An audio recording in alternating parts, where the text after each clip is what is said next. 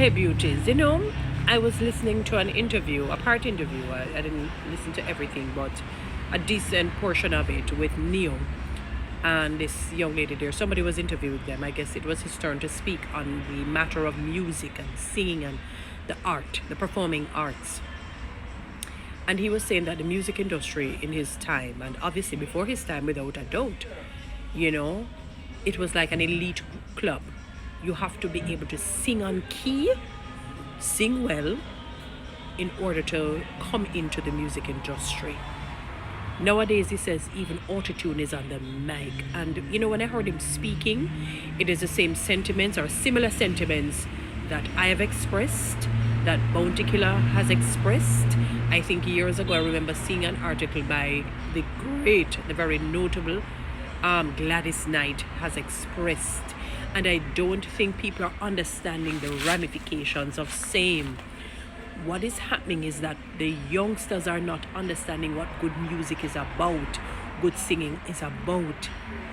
Sometimes I scroll the internet and say, let me look at the trajectory of different, stage shows in Jamaica, whether you want to use Sting or you want to use Reggae Sumfest and so on. And when you see the level of musicality, we're not talking about the era of music changing. That's fine. Change is a must. I'm not talking about that. I don't. If in 1990 it was A, and in 2000 is B, and in 2020 C, I don't have a problem with that. But the principle must remain the same.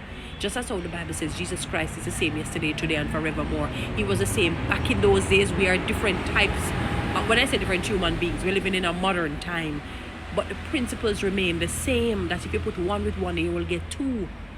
The principles must remain the same. Teach people the fundamentals, the rudiments of music. Teach them to sing on key, to sing on pitch.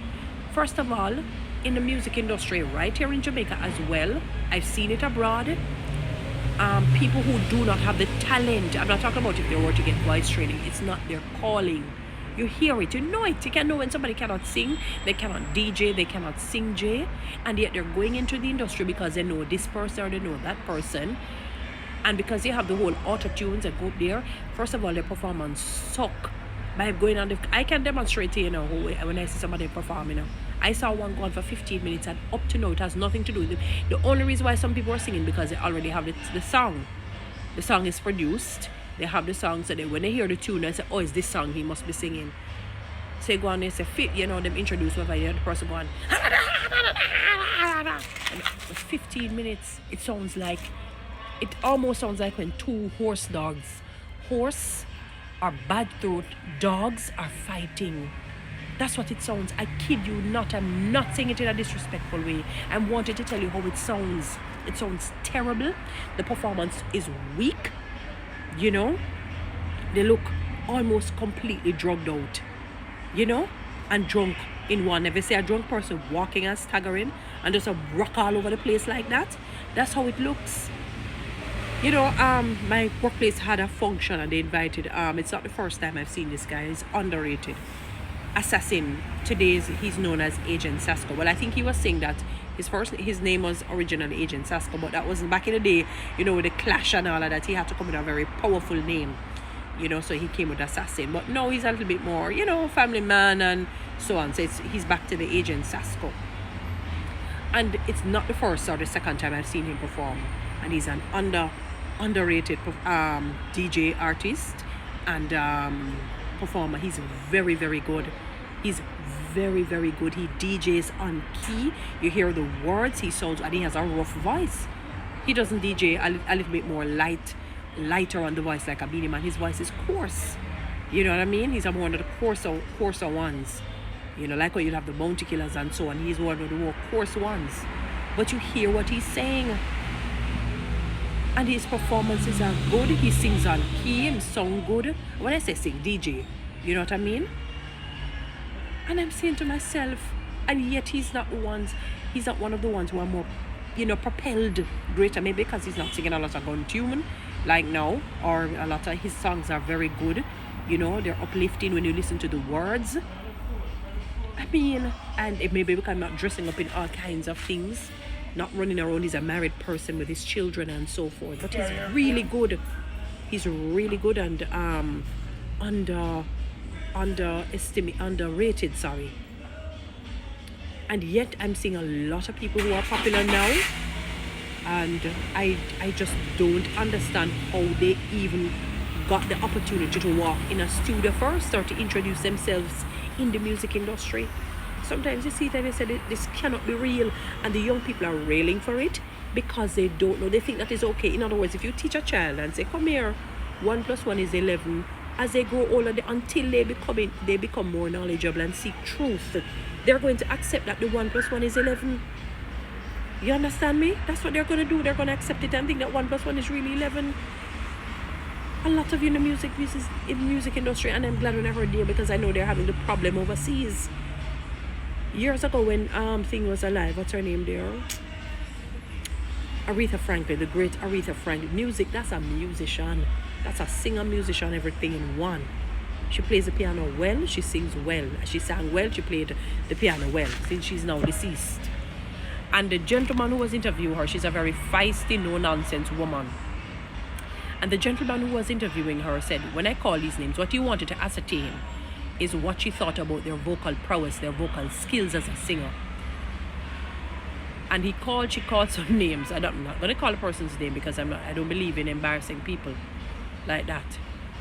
And when he called a particular person's name, who is big in the industry, she said, I like the person's dresses.